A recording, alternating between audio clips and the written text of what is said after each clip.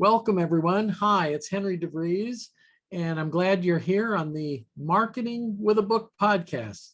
So glad to have you. This is the podcast where we help agency owners, business coaches, strategic consultants, how to market with a book and a speech. We really believe here that the book is the number one marketing tool and speaking is the number one sales strategy.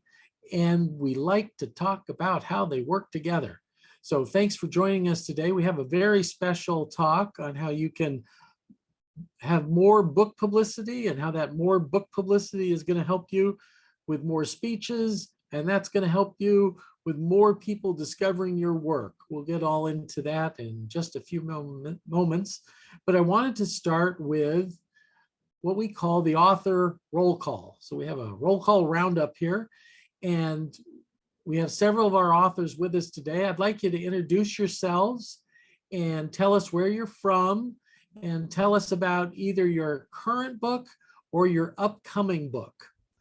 Thought leaders have more than one book in them, and they're not one and done. So we like to leave room for people to talk about their upcoming book if they're working on that. So with that, I wanted to go around the horn and start with David Goldman. And after David, let's go to Peter. Thanks, Henry. Hi, I'm David Goldman, and I'm from Pittsburgh, Pennsylvania, home of the proud last place Pittsburgh Pirates, finally, and we are holding on. We're not going to move there. So I wrote the book, proudly wrote the book, The Road to Happiness, How to Get What You Really Want. I'll let Mark or Henry talk about my upcoming book. I guess I'm officially a thought leader, but I'm proud of this book, The Road to Happiness. Thank you. David, good to see you and hear you. Thanks for being with us today. Thanks, Henry. And with that, let's go to Peter and then Dr. Carey. Thanks, Henry. I'm Peter Preobel, San Diego, California, and I am the proud author of a book entitled Living the Life to the Fullest.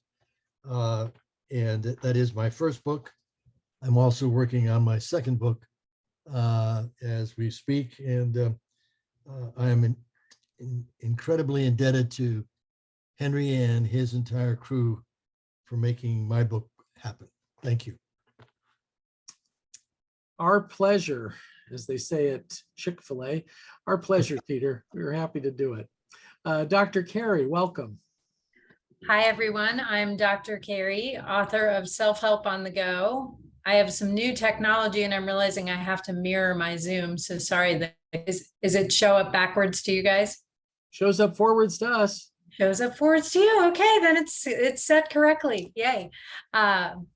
And Self-Help on the Go is my first book. And I believe Henry and I have already started conversations about a workbook that should be coming out in the late fall, early spring of 2023 to accompany the book.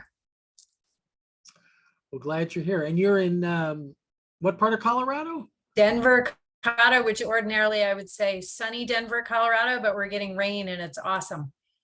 Oh, that's that time when water falls from the sky. In San Diego, we don't really have a word for it.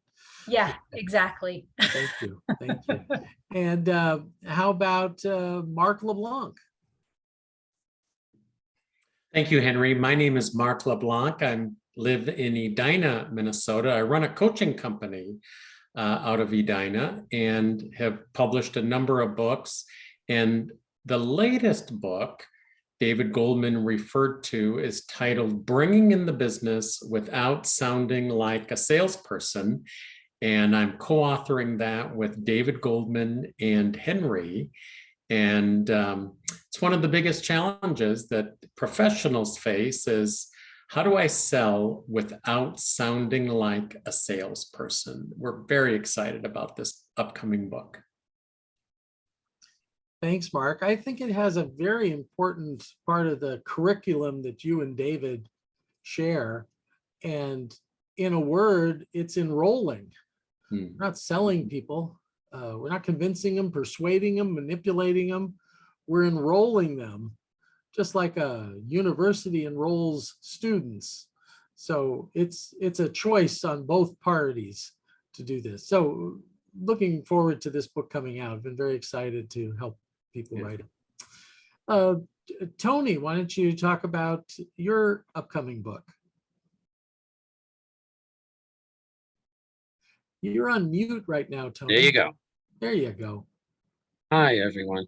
My name is Tony Pantalino. I am a psychologist in Nassau County, Long Island, in New York. I am probably one of the newbies to the group. I have a co-author, Barbara Fisher, who's been working with Henry and myself. And I originally thought we'd be publishing one book, but with Henry's guidance, we are publishing another book. We're working on a book for parents on how to find the best psychotherapy help for their 13 to 30-year-old, which has been very difficult for many parents, especially these past couple of years, and therapist work schedules being so full. So we are at the beginning. We have a sloppy copy in Henry's inbox somewhere, and we're going full speed ahead. Any book worth writing is worth writing the sloppy first copy. And then the magic is in the rewrite. So looking forward to that. Thanks for being with us today. Well, now I'd like to introduce one of our authors, our special guest today, certainly a partner and friend of Indie Books International, Russell Trahan. Russell, welcome. Thank you, Henry. So good to be here. I am Russell Trahan. I am the author of my first business book, Sell Yourself Without Saying a Word. Mark teaches you how to sell without sounding like a salesman. I teach you how to do it without saying anything at all. But then on the personal side, Henry is also the publisher of my book I did for fun, One for the Road, Cocktails and Classic Cars That Share a Name, where I chose 50 classic cars and cocktails, and then it is illustrated with vintage ads for the cars. This is the first in a trio, actually. The second one is Cities and Cocktails That Share a Name, and it's one city from every state in the country that shares a name with a cocktail, and it'll be illustrated with vintage postcards. And then the third one that I just finished co-writing with a singer friend of mine is Songs and Cocktails That Share a Name. And it's 50 songs that either the title or the lyrics share a name with a classic cocktail. And it's going to be illustrated with vintage sheet music from the songs. So we're still, the Cities book is in the editing process. The Songs book is, we're still collecting the sheet music. That's, we may go with album covers or something, because the sheet music is turning out to be a little more daunting than we thought it would be. So. The problem with these books, Russell, is when it gets into our editorial department, they want to do personal research, and it just seems to take a long time for these books to get edited. Yes. They're a lot of fun, though. They are fun. They are a lot of fun. So thank you for that. Yeah, cheers. Diet Coke. Okay. We're not here to judge. We're here to get your advice. Our official topic today is more book publicity to book more speeches. So it's the connection of the publicity to speaking. Yes. And then the real connection of speaking to finding new clients. So that's the whole gist of where we're going. Okay, so let's talk about your book, Sell Yourself Without Saying a Word, the advice that you have in there. PR Public Relations has a remarkable track record. I always like to ask you this softball question. What percentage of clients are successful in landing publicity using your process? Well, thank you, Henry. I appreciate that. And I am proud to say that in our nearly 25-year history at PRPR, 100% of our clients have received placements in front of their target market. In the history of our agency, we've had 2 clients that were kind of, iffy there. We weren't quite sure we were going to maintain our record. The first one was we were pitching out an article on taking sabbaticals. And we kept pitching out this article to editors of trade, industry, and association magazines. And normally when you tease out the benefit of an an article's content to the editor, they'll say, sure, I'll read it. Yes, I'll send it, take a look. Oh, that sounds great. I could use that right away. And you get an occasional no. With this article on taking sabbaticals, we kept getting no, no, no, no, no. So you begin to ask, why not? And we had several editors tell us that they were afraid if they ran an article on taking a sabbatical in their trade or association magazine and employees started taking sabbaticals, the employers would get mad at them for running the article and cancel their subscription and cancel their advertising. So we pulled back the article, rewrote it and configured it to avoiding burnout, made taking a sabbatical one of the points of the article, and then it got placements all over, everywhere across the country. The second one was a client that thought his words were directly from God and dripped on gold onto the page. He sent us his first article, and we always like to work with our clients in editing and formatting and making suggestions. I mean, clients always know their hot button issues, what their clients are asking them, but we know editors, we know what they're looking for and what they want to see more of. So usually it's a symbiotic relationship of your story and our editorial expertise. Well, this gentleman thought, his words were too good, but we got him to make a few changes in his first article and we got it some placements.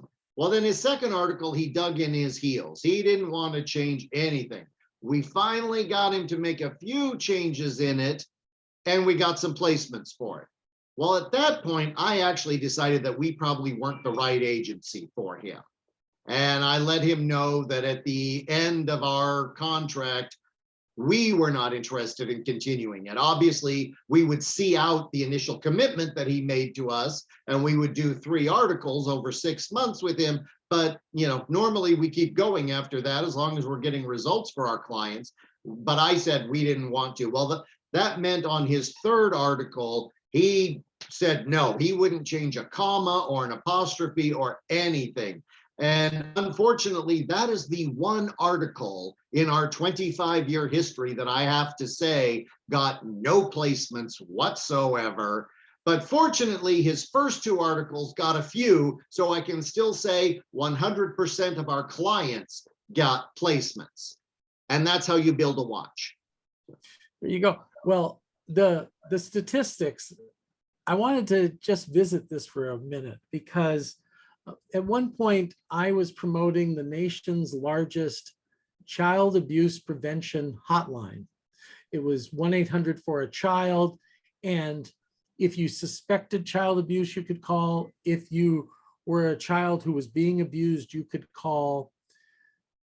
One of our brochures talked about the number of convicts on death row who were abused as a child. Oh. And in the brochure I put out, 95% of the convicts on death row were abused as children. The actual number was 100%, but I didn't think anybody would believe 100%. Yeah. People would think there must be somebody on death row who wasn't abused as a child. So you might want to do the ivory soap thing, 99 and 44/100ths pure. So yes. you have placed 99 and 44/100ths client of the articles with an article. Well, there was that that's one guy who wouldn't take your advice. Except for one article, One guy, I think he lives in New York. Anyway, that's the interesting, a lot of jokes about statistics. Yes. 75% of statistics are made up on the spot. Yes. That's one of my favorite ones. Yeah. Okay.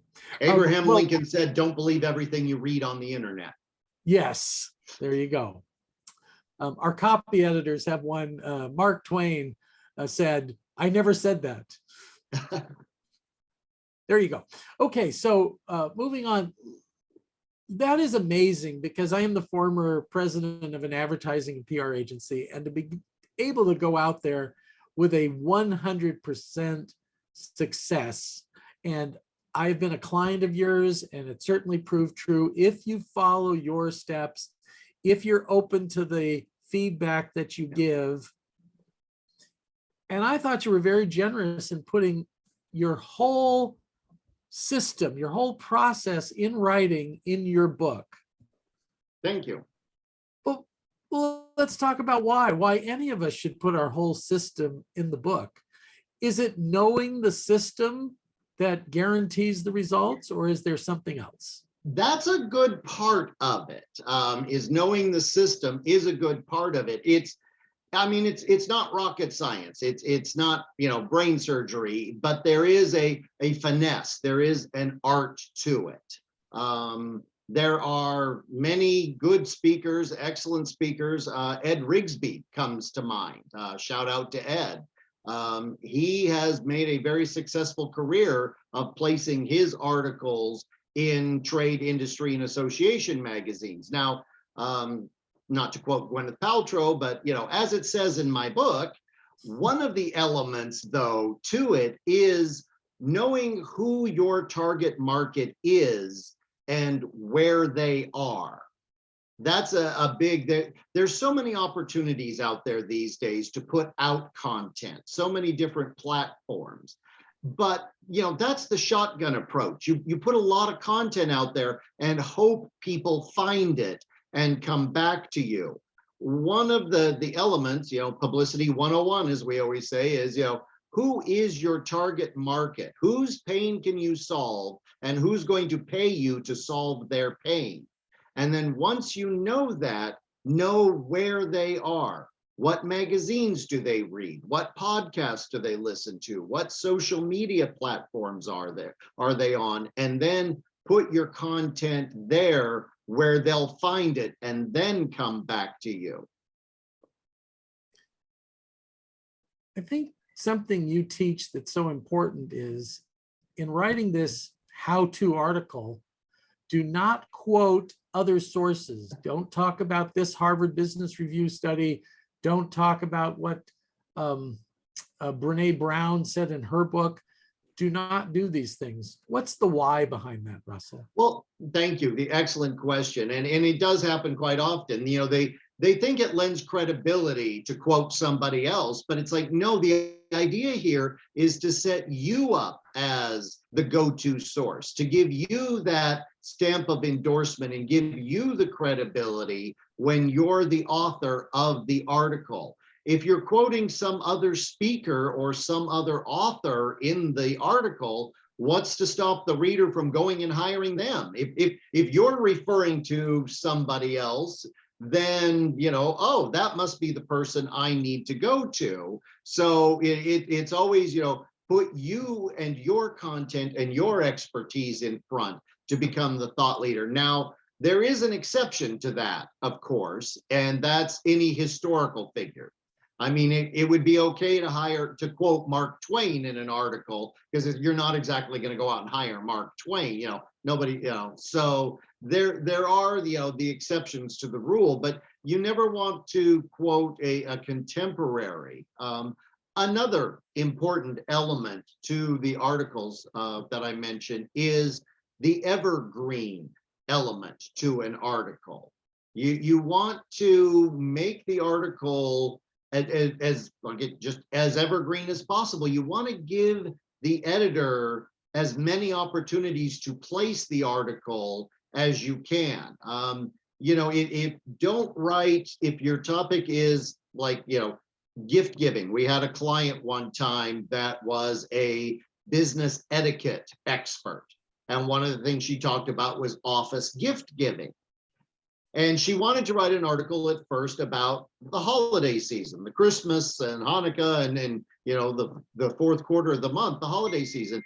But we encouraged her saying, that's only going to get published maybe 2 months out of the year. That, you're limiting the editors. So what we had her do instead was write an article that talked about, 4 or 5 different gift giving seasons within, not only Christmas, but birthdays and work anniversaries and different celebrations and how to handle gift giving within the office throughout the year. That way, when you start to pitch out an article, an editor can put it in their e-zine or on their website the next week.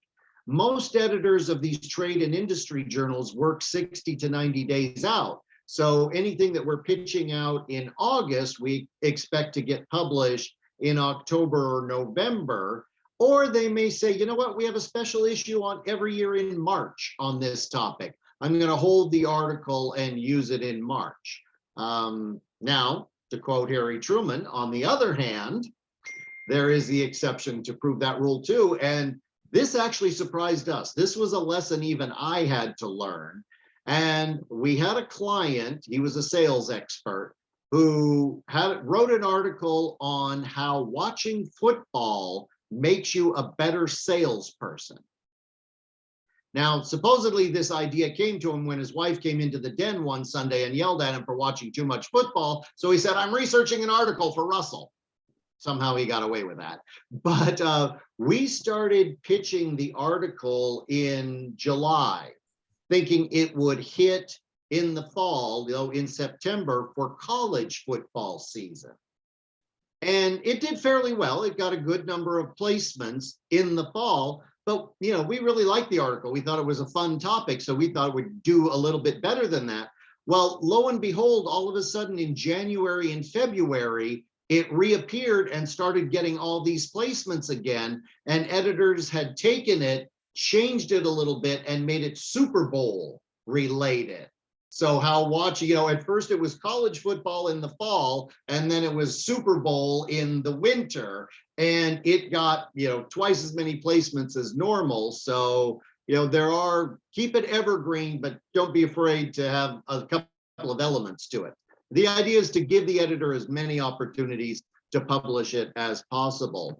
Another quick story on being evergreen is historical events. You never want to tie an article too closely to historical events. We had a client one time who was a management expert, and when the Exxon Valdez wrecked and ruined the Gulf of Alaska, he wanted to do an article on the management failures of the Exxon Valdez.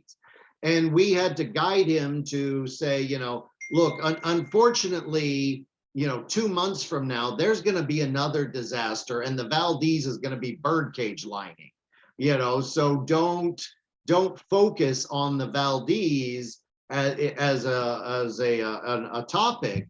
But these days, if somebody wanted to quote the Valdez and reference it as a management failure in the historical context and make it a part of other management failures, that's a shared common experience that most people can relate to. So I would encourage you to include that.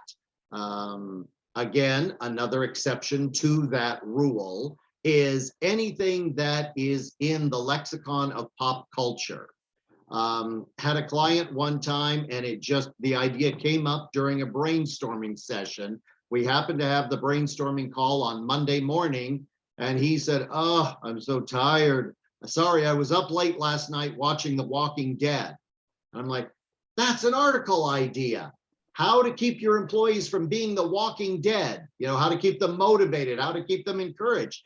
And, normally we wouldn't say don't tie to a TV show, don't tie to a movie. It's too pop culture. You could reference the Brady Bunch historically, but don't write an article on The Big Bang Theory, which is now off the air. But something like The Walking Dead is so much a part of our culture that even after it's off the air for a year or two, people will still be able to associate it and make the references that you're making. Law and Order would work. I hear that's on 24 hours a day around the globe. Somebody is watching Law and Order. I believe that. Or Grey's Anatomy. I mean, that's, the original star's grandkids are now on the show, so.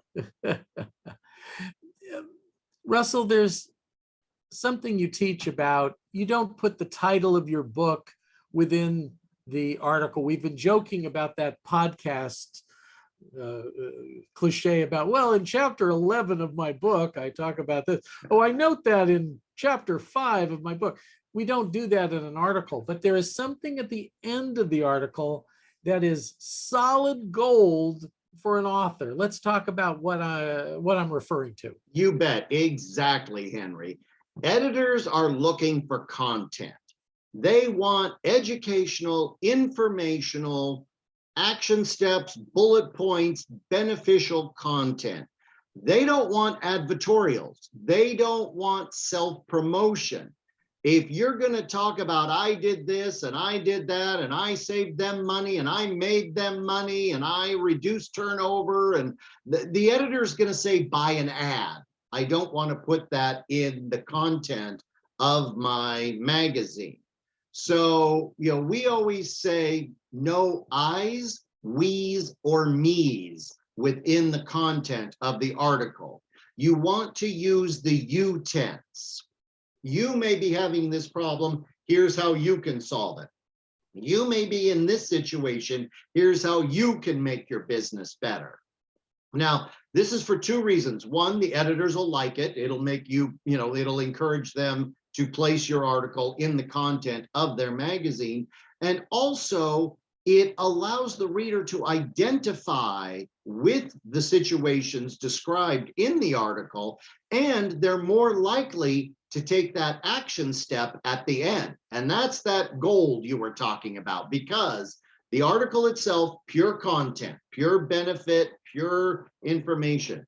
But at the end of each of the articles, and this is another benefit of doing articles in trade, industry, and association magazine, is the editors are more likely to give you this, whereas anything, Forbes, Entrepreneur, Fast Company, yes, it's great to be quoted in them, but you're lucky if they include the title of your book. It's probably just going to be Henry DeVries Consultant.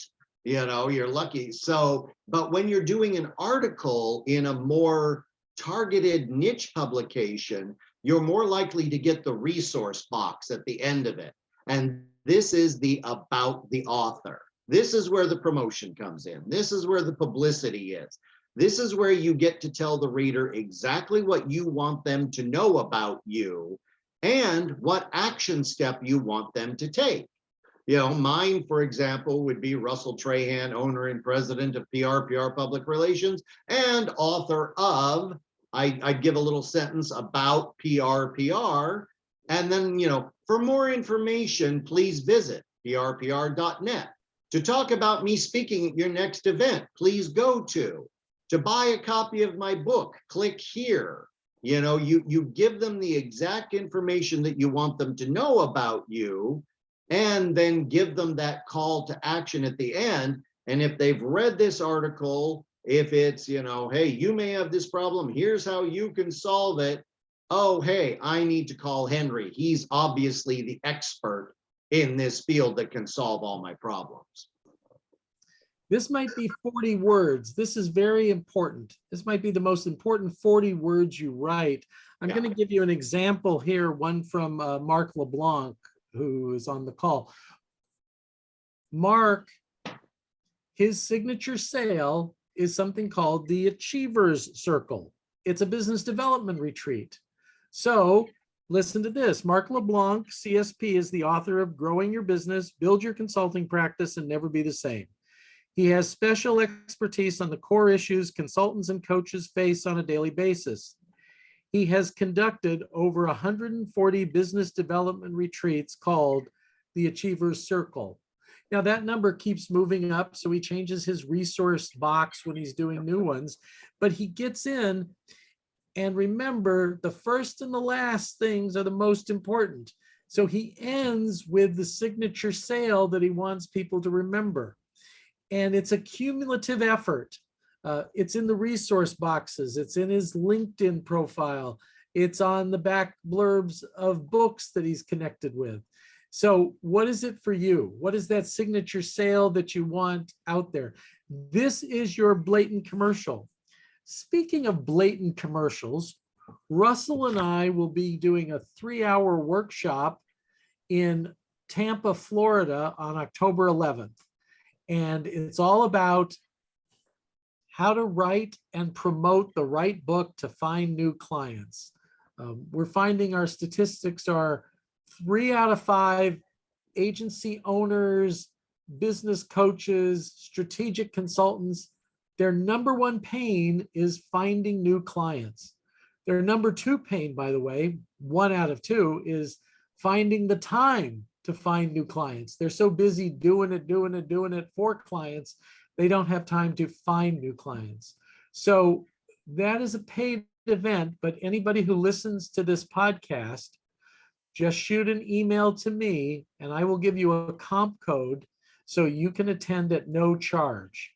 And we would love to spend 3 hours with you and brainstorm and answer any questions. And Russell is always very giving when he speaks for us. And it's a lot of hands-on problem solving in that. So if you want to be in Florida or you are in Florida, come on down October 11th. That's on our website, rainmakersconfidential.com/workshops. rainmakersconfidential.com/workshop. And you can find out about it. And again, email me, henry@indiebooksintl.com. Suzanne will put all this in the chat to ask for a comp code, and we'll save you the $200 others are paying, and you can be our guests. So, end of blatant commercial, back to content with Russell. What other tips are you finding important to give people as they're writing these articles? And also, what can they do to get more mileage out of the articles? Sure. Great questions. But first, I'm going to go back and revisit the resource box, the about the author paragraph, because it's important to make sure you're ending with the right call to action. We had a client one time who was with us for several years, but then she ended her campaign, as some clients do on occasion. And I ran into her at a convention some months later and just said, would you consider coming back? What could, how can we work together again? We'd love to have you back on board. And she told me just flat out, she says, Russell, no offense, but I never got any speaking engagements from all those articles you placed for me. I just went, okay, had to tactfully remind her that in her resource box, it said she was a consultant. And to talk about her consultancy, please visit her website. And I knew from talking to her staff, she had gotten consulting gigs from the article placements, but it didn't emphasize that she's a speaker at the end of the article. So no, unfortunately, she never got any speaking engagements, but that's also not what she was asking for. So be clear about that. One thing about the articles these days is the length that editors have been looking for. I just talking to a gentleman today, and he's got a series of articles on LinkedIn, but they're all about 2,500 words. And that's great for LinkedIn, and it's great for a book chapter, but editors are looking for articles about 800 to 1,000 words. About 2.5 pages is what they're looking for these days. Now, assuming that your introduction is going to be about 100 to 150 words, and your conclusion is going to be about 100 to 150 words, the number of tips and the number of steps, the number of, 5 keys, 6 steps, 7 myths, that determines the length of the content. You want to try to balance them. If you've got 5 steps, unless any one step is more important than any one of the others, then go ahead and make the most important ones a little longer. But otherwise, if you've got one that's 200 words long and one that's only 50 words long, visually, it's just going to look like, oh, well, that one's more important. I can ignore this one. But, if they're all the same length, then it gives you that balance, and it shows that all of your content, all of your expertise is equally as important. So, several different ways that once you get that article placed, you can use it. First and foremost is your website. Your website should have a media page.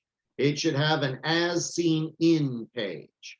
Now, there's a couple different ways to organize this, but the two most popular tend to be either by the article and then showing the places that have placed the article, the industries and the associations that have placed the article, organizing it by article, or once you start to get a plethora of articles organized or placed out there, a lot of speakers in particular will organize it by industry. Hey, the hospitality industry has used these 3 articles. The medical industry has used these 5 articles. So that way meeting and event planners can go in and say, oh, well, manufacturing, obviously, these are the popular topics. I can pick any one of them to come and speak at my event. And then, of course, social media. Put the article on your LinkedIn page and then put it, put all the placements you're getting underneath that.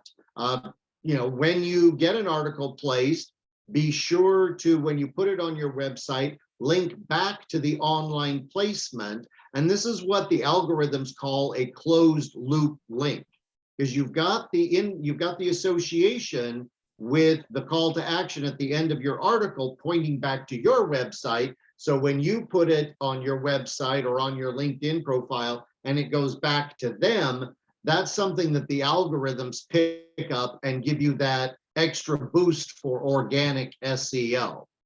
And then, of course, there's just the marketing, the reaching out. Not long ago, we got a client placed in Life and Health Advisor magazine. Now, this is an insurance industry magazine. It's not tied to any one association specifically, but there's almost more benefit to that when it's an industry magazine, because then you can reach out to several insurance associations. And all you have to do is Google insurance association, get the thousands of them that there are, click on the first one, see when and where their meetings are, click on about, go to the staff, see who their meeting and event planner is, who their marketing person is, who their communications person is, whoever it looks like would be the most likely to schedule speakers, and send them an email, make a phone call. Hi, I was in the August issue of Life and Health Advisor magazine. I see you have a convention coming up in St. Louis in February. Why anybody would want to go to St. Louis in February. But anyway, let's talk about me being a speaker at your event. Oh, you didn't see the article? Great, I'll email you a copy. Oh, you're not the right person to talk to. May I ask you to refer me to the right person to talk to? It's just an open door. It's a warm call that you're making instead of a cold call to book your speeches. Russell, I want to shift gears a little here. And we teach, we believe, over 1,000 strategies on how to market with a book and a speech. And I'm starting to name them. One is called the I just happen to be going to Kalamazoo strategy. And I've used that to build my business. Devin tells a great story because of an association we formed when we first started with somebody who was in Tampa who said to me, oh, next time you're in Tampa, we should get together. And I called her back in about an hour and said, oh, I just happened to be going to Orlando in September. And we met. There's another one I call the Circus is Coming to Town. Actually, our October 11th event is an example of the circus is coming to town. You actually go someplace, put on an event, and then people have to decide if they see or not. The one you're really an expert at is the what I call no cousin Gene recipes. I had a dear departed cousin, Gene, and Gene was the greatest cook in our family. She was bar none, and just amazing. So everyone in the family would ask Gene for a recipe, and she was very generous in giving recipes out. However, Gene would always omit one key ingredient. Yep. So nobody could cook as well as Gene. Yep. So I have many authors and they go, well, I can't put all my best ideas in the book. I can't put my formula in the book. you clearly put your best ideas and formula in the book. Yes. And My mother was an expert at that. well, okay, don't be Peter's mother recipe. I'll change the strategy there, Peter. Okay, so in this, what is the strategy if you give your best advice away in your book, in your article? Why give it all away? What happens when you do that? Sure. Well, with all due respect to your cousin and Jean's mother, my grandfather always used to say, give them a teaspoon and they'll buy the bottle. So give them everything you've got. Now, was he a drug dealer? No, actually, to be honest with you, he was a swank jewelry salesman. I see. Men's cufflinks and tie clasps. Anybody remember Swank brand? Oh, men's Swank, jewelry? yeah, SWANK, yeah. Yeah, yeah. And he used to cover the whole Pacific Northwest, Nordstrom's, Myron Frank, all the department stores in the Pacific Northwest was his territory. But yeah, his thing was give them a teaspoon, they'll buy the bottle. In 800 to 1,000 words, in 2.5 pages, in 5 bullet points, 6 bullet points, 7 bullet points, you're not going to give everything away. You're obviously not, but it's important though to give them a taste, show them the benefit, give them enough that they can do it themselves, they can try it themselves, but just enough that they're going to want to come back to you again, as Paul Harvey always used to say, for the rest of the story. So yeah, Okay, don't for the be afraid to millennials do it. listening, you'll have to Google Paul Harvey, I a know. famous radio announcer, 60s and 70s. What's radio? Page 2, Husqvarna. Yeah. Yeah. But and actually, it's funny you should ask that, because I was talking to a gentleman just today, and his big concern is, if I give them everything, what have I got left for them once they hire me? If I give them everything in advance? And I said, well, that's easy. When you're giving out these, when you're giving out your expertise, when you're giving out your content in these articles, you're going to make it rather business generic. You're going to make it so that the hospitality and the medical industry can use it. You're going to make it so that the construction and the insurance industry can use it. So you're going to write the articles in a very generic business sense. But what you then offer that client when they come to hire you is your expertise tailored for them. You're going to give them a unique experience based on their individual issues. And yeah, he just actually said, well, I never thought of it that way. I guess that does work. I said, yeah, it has for nearly 25 years. So, gosh, he sounded like one of the kids on the Brady Bunch. Thanks, Dad. I never looked at it that way. Now I'll do it the right way. Yeah. Now go clean your room, Bobby. Yeah, that's the Bobby. Okay, go eat your pork chops and applesauce. Okay, again, millennials, Google this. It's gold. Okay, the idea is they are attracted to you because of you telling them how to solve their issues in general. Yes. They hire you and pay the money to apply it to their specific situation. Exactly. So one of my authors, Merck hires them, comes in, and she goes, my best thinking is in the book. I said, yeah, that's why you got hired by Merck. Mark LeBlanc has a great story about he gets hired for a $100,000 deal, and the CEO had read up to page 2 of his book. And that was enough for him to go, hire the guy. And that's what we want. And then he wants you to apply it to his situation. She wants you to apply it they're dealing with. And the book tells them that you are the expert who can take people from problem to solution. Russell gave us case studies. Everything we want you to do, we demonstrate. Russell demonstrated here. He came up with stories. If he didn't like my question, he answered a different question. I love that. You asked good questions. I didn't have to do that a lot. Oh, no, yeah, not too much. Thanks. You asked very good questions. You're generous. You'll take it from there. My interviewing style is not to follow this script. I always have who, what, when, where, why, and how in my head, but it's to take it where it's going, to be interesting. We always need to be a heat-seeking missile for interesting. Russell, you're very interesting, you're very engaging, and that pays off. Russell is prominently featured in my new book, Marketing with a Book for Agencies, because, a successful 20-year track record, and he took that book and he grew the agency 25% on parlaying what's in that book and the speaking and all the things. The magic's in the mix. He does the networking, he does the sponsorships, he does articles, he will. I practice what I preach. Yeah, you're out there with it. Yeah. And you preach what you practice. Yes, yes. So it's Actually, I always quote Alan Weiss, the great Alan Weiss. And I always say that Alan Weiss always preaches what we at PRPR practice. Because one of the things he says is it's more important to be in front of 500 people that can hire you than it is 50,000 people that aren't your market.